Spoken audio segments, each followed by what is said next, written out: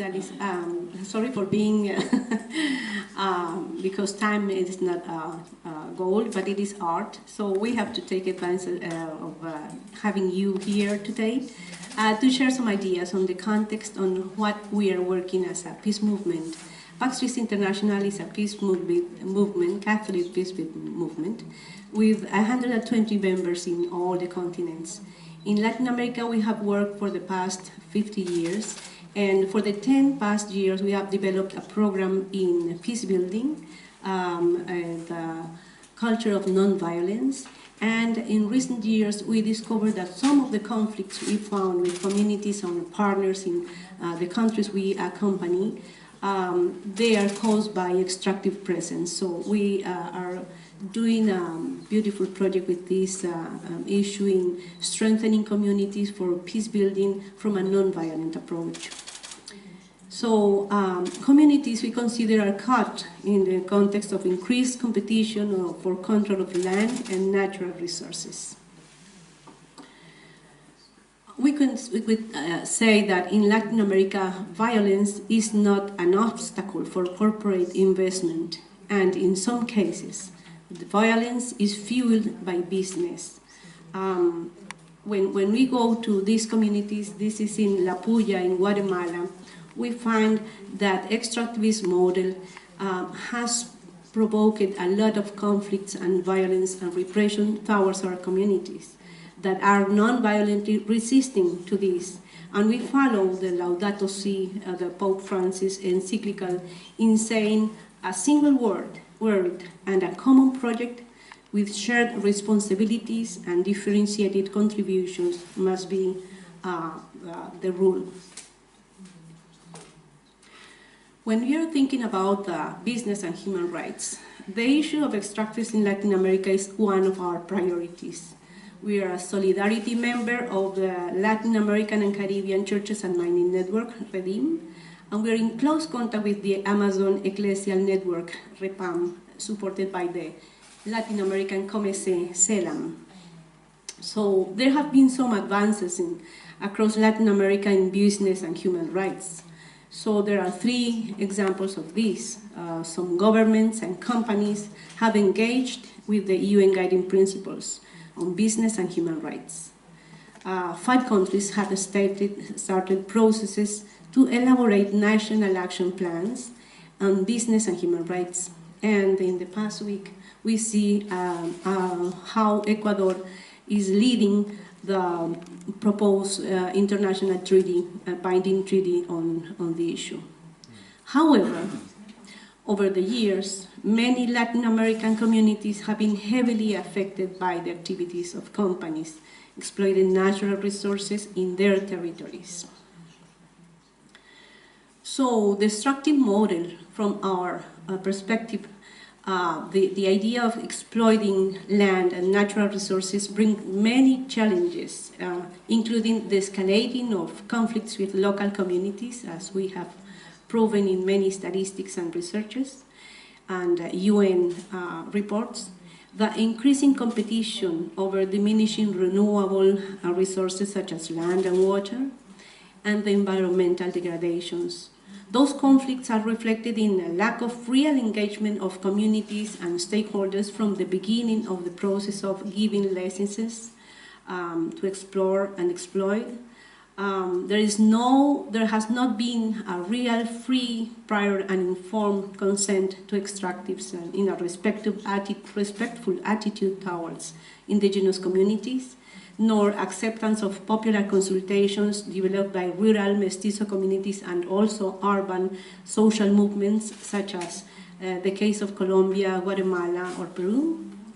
There is no clear evidence of benefits sharing. The Case of Colombia with coal, for example, after 20 years of investing in those municipalities in the Caribbean coast, they don't have a good infrastructure nor public services or good education or health system programs.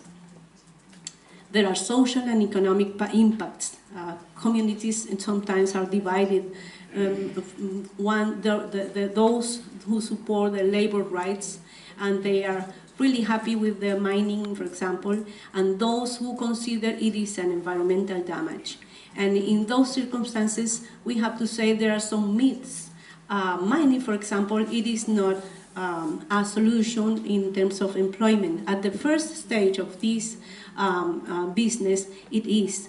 But when the business is moving on, the second phase, they need a more experiential and professional employees. So there is no employment for the communities in that stage. We have witnessing the unwillingness from governments to address the impact on natural resources and sustainability of extractive industry in the development of our countries. There have been some evidences that in some cases there is corruption or mismanagement funds, including the promotion of illegal armed groups or private armies in the service to those companies. And a legal framework are flexible with extractives in Latin American governments. At the same time, our governments have been really strict in applying the force towards communities that resist to this business. So one of our main concerns is the human rights defenders' situation. The Global Witness 2017 report, Defenders for the Earth, states that 204 environmental activists were killed worldwide in 2016. 75 of them are indigenous, so almost 40% of victims are indigenous, one of the most vulnerable groups of defenders. According to the ILO Convention 169, is a fundamental right of indigenous people, and we have seen that it is not followed by governments nor by corporations. In 2015, there were 15 countries affected by human rights violations. In 2016, it is 24 countries in the world. So mining remains the most dangerous sector. And we see that the phenomenon is not only growing, but also spreading.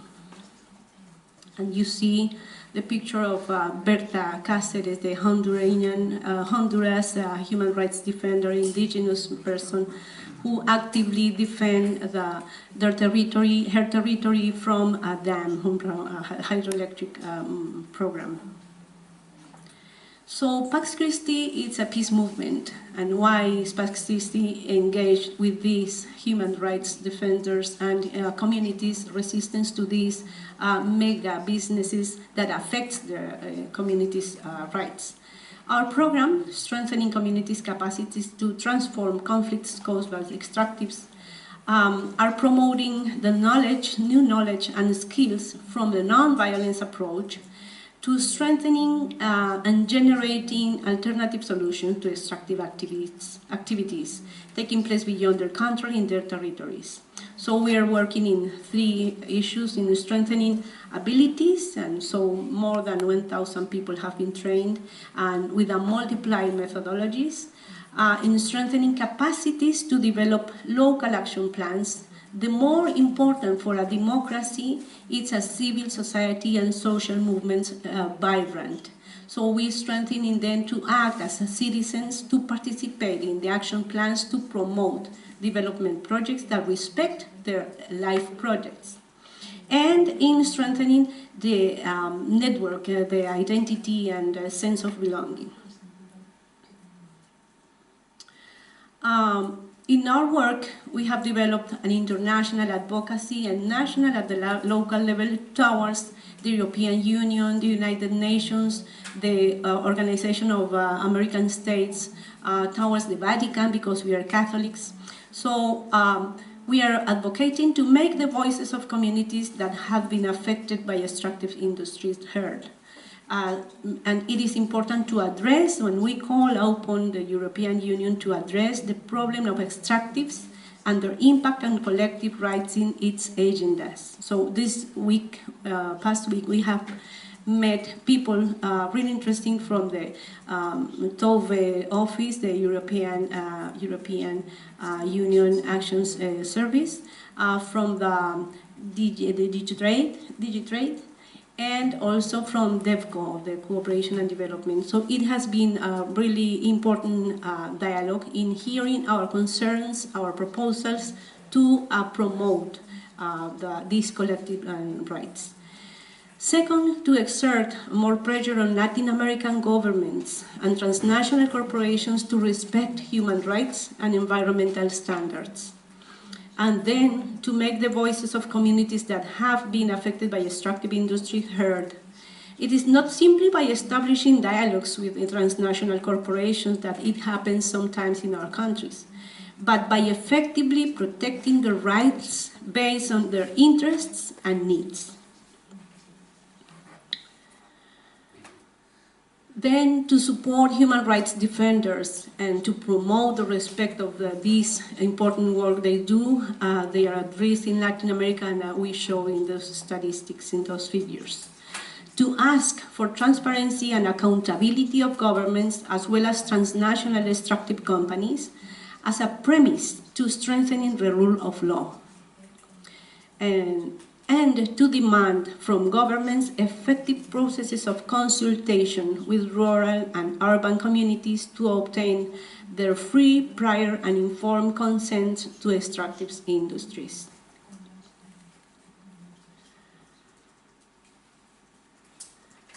Then to promote among governments serious, objective, and independent research, including by public universities, with truthful information on the real impacts of the extractive industry, while opposing disinformation spread by extractive industries to mislead communities and influence public opinion.